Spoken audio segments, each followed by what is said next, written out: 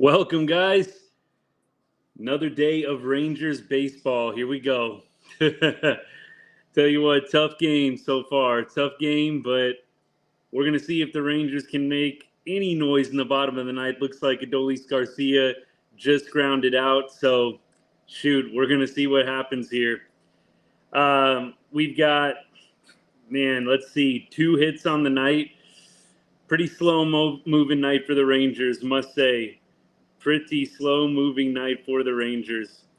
I really think that Seattle, for whatever reason, it just feels this way. I'm not saying that it's this way at all in reality, but you just kind of feel like Seattle has our number right now.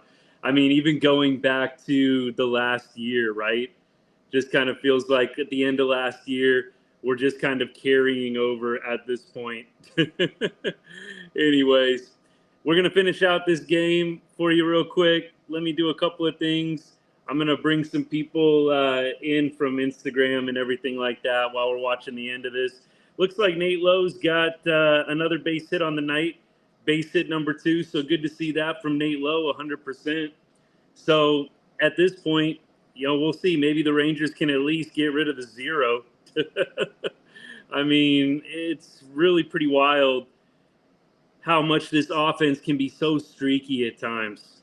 I mean, you got a really nice offensive output on Sunday, 3 home runs, and now all of a sudden you're going completely cold. It just seems to be how this team goes at times. It really just genuinely is what it is at this point. So I'll tell you what, I really feel like this is just one of those days where the Rangers just cold as ice, and you know what? Tomorrow they'll probably score 10 runs. That's just how it goes with this team. We'll try and highlight some of the bright spots, but we're going to finish out the game with you right quick. Josh Smith up to bat right now. So hopefully Smith can make some noise. Like I said, we can get this goose egg off the board. Josh Smith fouls one off, and we've got a 1-2 count at this point. As y'all know, whenever we watch the game live together, I may just be a tick behind. It's just kind of how it always seems to go. I might just be a tick behind you guys. I got it on my iPad right now on the MLB app.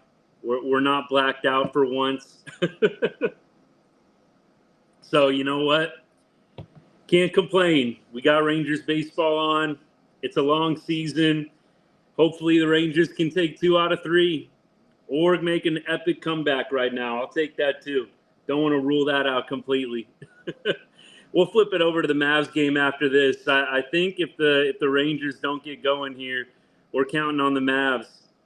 Oh, and there is the game. Josh Smith double play. We truly are counting on the Mavs tonight to make this night a little bit better, aren't we? Oh, my goodness.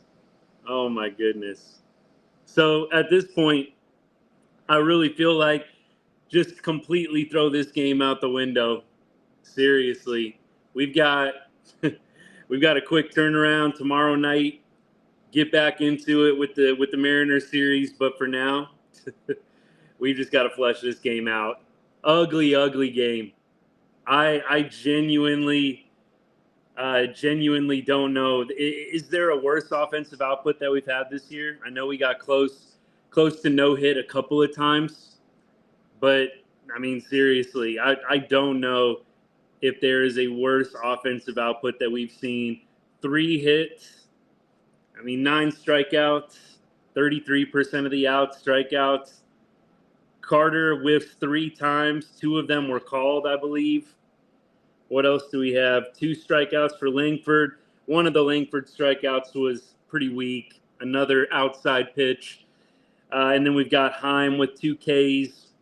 Kind of expect him to perhaps have a little bit of an off night after being gone for a couple of days. And then Taveras goes 0 for 3. I majorly whiffed on that prediction. Leote actually had a home run off of Gilbert coming into this. I kind of thought, you know what? Maybe we're fixing to get one of those Leote games where he just gives you 2 or 3 really hard hits all over the place, but 'twas not to be. So it is a final score of 4-0 for the Rangers. Rangers take the loss tonight. Dane Dunning, if you take away a couple of pitches, he didn't pitch terribly. Really, the home run ball got Dane Dunning tonight.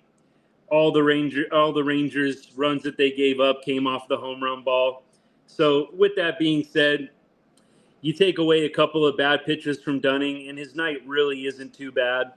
But Dunning tonight, his stat line, 4 1/3, 4 runs, all on the home run ball. The 3 walks is probably the most concerning. 3 walks. I mean, the Rangers have been having issues with the walk pretty much, I would say, this entire season. So I'm waiting for a Rangers starter to go 1 walk or lower. I don't know how many times it's happened. It doesn't feel like very often we get 1 walk or 0 from the Rangers starter. It seems like it's always 3, 4, 5. Like, I just really think the Rangers at this point with the pitching would do themselves a lot of good just cutting down on the walks. But 3 walks tonight for Dunning.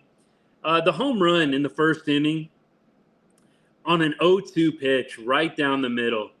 And you watch Jonah Heim as he sets up. We're talking about the first inning home run by the Mariners. And, of course, that was the Cal Raleigh home run. J.P. Crawford scored on that one, too. He was on base at the time. I mean, that was a center cut pitch right down the middle. Right down the middle on an 0-2 count. And you watch Jonah Heim, he sets up right down the middle. It wasn't like Jonah Heim's like patting the dirt and, Dane Dunning just misses his spot by a mile. It genuinely looked like they were going middle in on that pitch, and Cal Raleigh sends it deep into the seats. That was a huge mistake. On an 0-2 count, and I believe there were 2 outs at the time. Actually, don't know if there were 2 outs at the time. I might have to correct myself on that one.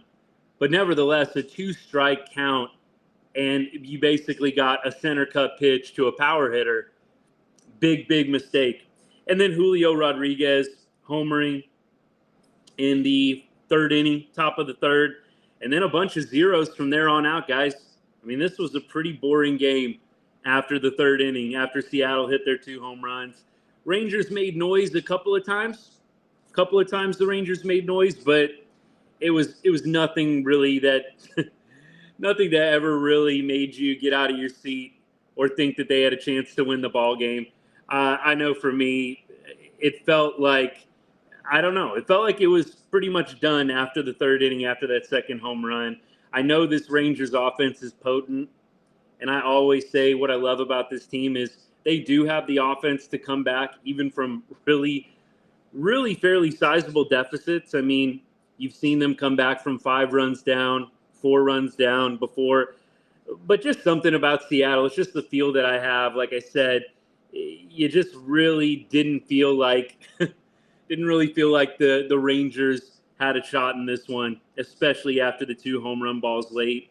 So we'll try and cover some other notable things, and then we'll start previewing the matchup for tomorrow. I think it's best we move on from this one. But I will say this. How about some bright spots? Let's give credit to the bullpen. Urena, Latz, Leclerc, Wynn, pretty much all kept the Rangers in the game, right? It was a 4-0 game thanks to Dane Dunning giving up the 2 homers. But all of those other guys, all the bullpen guys, kept the Rangers in this game. The offense just was completely lifeless. I agree. They did look tired tonight, but it's really kind of ironic. They just had an off day. I mean, sometimes that can work against you, right? You have an off day and you come out a little bit flat the next day. I think that's probably what happened here, because here you're thinking the Rangers finally getting this much-needed rest day, and then they come out super, super flat tonight. But let's look at the bright spots here. Urena comes in, gives you nearly 2 innings of shutout ball. So the bullpen, here's some good stats for you. 4 2/3, only 2 hits allowed. 4 2/3 innings pitched, only 2 hits allowed. Very, very impressive from the bullpen tonight. Bullpen only walks 2 over 4 2/3 and strikes out 3. So, hey, there's a bright spot for you. And kind of nice to see, look, Latz, guys like Wynn, get some opportunities and actually perform when they get those opportunities. Latz, of course, was starting to get used in some high leverage situations, but kind of fell a little bit out of favor, I think, after giving up some runs in some big spots when he was given the opportunity. So I hope Latz can continue to pitch well. 2 strikeouts tonight. Leclerc continues to lower his ERA a little bit, 1 inning pitch for him. And then Cole Winn, he continues his scoreless streak. I believe he's only pitched a couple of innings, but hey, we'll call it a scoreless streak for right now to begin his career. Good for him. Good for the bullpen. That's a good sign. We obviously didn't use any of our top guys tonight. So, hey, we'll take it. Absolutely. So, at this point, I think let's start talking about a couple of other bright spots in the Rangers lineup. We talked about Nate Lowe getting 2 hits tonight. He looked good. A couple of Rangers had some hard hits. Doley had a couple of hard hits tonight that just ended up finding a glove. Seager goes 0 for 3 with the walk, down to 262 on the average. Man, I really, really hope that Seager can break out of this funk. I'm giving him this month of April before I start getting really worried, but Corey Seager is struggling right now. And I think it's fair to say that not having a spring training most likely affected him.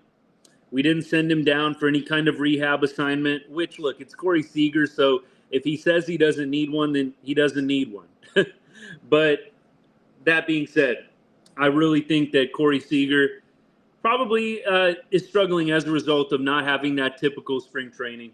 So hopefully month of April, we'll be able to get him going. And then into May, into June, Seager will really start being the guy that we know that he can be. That's the plan. We'll see if it ends up coming to fruition. So let's take a look at the matchup for tomorrow. Let me go ahead and flip over here. I got tomorrow's matchup on my computer here. We'll kind of go through who has the numbers off the pitchers. We got John Gray going for the Rangers. And then for the Mariners, looks like Bryce Miller is pitching. Bryce Miller actually got some pretty good numbers, 1.85 ERA on the season. John Gray's looked good in his past, I would say, 3 appearances, 2 as a starter, 1 out of the bullpen. So John Gray hopefully will continue his good pitching tomorrow. It looks like we are at the same game time, 5:05 Texas time. 5:05 Vegas time, 7:05 Texas time. And as we look at some of the matchups, looks like the Mariners have actually not hit John Gray very well. So that bodes well for us. A lot of the Mariners with sub 200 averages against John Gray. That's good news. And then on the other side for Bryce Miller, not a lot of Rangers have seen him, but we've got Seager with 2 home runs off Bryce Miller. So maybe tomorrow we're going to get Corey Seager unlocked. Siegs is hitting 750, 3 for 4 with 2 bombs against Bryce Miller. And it looks like Evan Carter has a home run off Miller as well in his career. So maybe we'll get that 2-3 spot heated up for the Rangers with Evan Carter and Corey Seager both having hit home runs in their career off the starter for tomorrow, Bryce Miller. As we say, that's the plan. Looks like a couple of guys have homers against John Gray. Ty France has a homer, and Mitch Haniger has a home run. Julio has a homer against John Gray. Hopefully we can limit those, but beyond those home runs, those guys actually have pretty low numbers. France is hitting 143 off Gray. We've got, looks like Julio hitting 167 off Gray, and it looks like Crawford hitting 167 as well. So a lot of low numbers against Gray. So hopefully we get a shutdown performance from him, can get back in the win column. That's the plan. That's the plan. Well, tomorrow we'll have a video out for you. I think we dip back below. We're just ping-ponging back and forth between the black and the red right now in our system, betting 1 cent on Texas Rangers money line for every follower. So we'll see if we can bounce back in the black tomorrow. I think we dipped down about $5 into the red tonight, unfortunately, but it is a long season, a lot of time to get into the black and start making some profit on this system. I believe in the Rangers. They're in a tough stretch right now, and I said that a lot, so I'm not going to go off on it too much, but the Rangers are playing probably about 5-6 winning teams in a row here. There's really not a series where you can kind of take a breather, get some guys a lot of rest. It's just really not one of those stretches for the Rangers right now. So if we can just tread water, stay a couple of games above 500, stay right around 500, make it through April, get Scherzer back, get some guys back, it's going to be all right. Games like this, they just suck. Nobody's scoring, nobody's hitting. You got one hit through 5 or 6 innings. Easy to hit the panic button. But you know what? Gilbert's a good pitcher. Gilbert is a good pitcher. So a lot of these Seattle Mariners starters are quality starters. We are going to see some good pitchers in this series. Miller, obviously, is the guy who is throwing tomorrow. He's got a good ERA, 3-1 on the year, sub-2 ERA. And then on Thursday, last game of the series, we see Castillo. And Castillo has not looked great this year, but Luis Castillo is a great pitcher. I mean, he is a number one ace type pitcher. So the Rangers are going to face some good pitching. So we're going to have some great at-bats and breakthrough because we're not going to get any favors from this Mariners pitching staff. It is a quality pitching staff. So we've got a couple games left in this series. Let's see if the Rangers can get back on track tomorrow. And it looks like Thursday is a day game before Friday night when the Reds come to town. So we got some interleague play this weekend. That should be fun. Reds are a good team as well. Reds are sitting 13-10 on the year, up there at the top of the NL Central or close to it. So the Rangers have a little bit of a gauntlet here. I would be interested to see, and I don't know if any of y'all know, but I'd be interested to see when the schedule gets a little bit easier. But right now, it is tough. And then I think a couple of y'all were telling me we play the Royals at some point. The Royals are 14-10 right now. So the Rangers have a little bit of a gauntlet here against some good teams. It is what it is. Hopefully, as the season goes on, Rangers get healthier. We'll start to put together some winning streaks. Right now, it seems like the Rangers win one, lose one, win one, lose one, maybe win a couple in a row and then lose one. But I'm waiting on that 4 or 5 game winning streak. It's coming. It's coming. I really do feel that way. But tough night tonight for the Bats. Top 4 hitters for the Rangers go a collective 0 for 14 with 2 walks. 1 through 4 tonight. Semien, Seager, Carter, Adolis go 0 for 14 with 2 walks and 5 strikeouts. Not good. Not good. Again, I always say this, but if I were to just tell you, hey, the top 4 hitters go 0 for 14 with 5 Ks, most of us are thinking, yeah, that's not a Rangers win. So tomorrow's game hopefully will be better than today's. For now, we're going to flip over to the Mavs game. We'll hang out for a little bit, check out the comments and all that good stuff. But as we always say, we appreciate you guys hanging with us. You got a lot of different options on social media and for entertainment, but thanks for choosing to hang with us. Looks like Mavs are up right now, 23-19 at the end of the first quarter. That's good. Like I said, it's all up to the Mavs right now. It's all up to the Mavs. Hopefully we can get a win tonight, head back to Dallas with the series tied 1-1, flip that home court advantage. That is the plan. And as we look at the box score, Luka with 11, looks like Luka with 12, and a lot of other zeros. Luka's pretty much, I think, putting this one on his back for right now.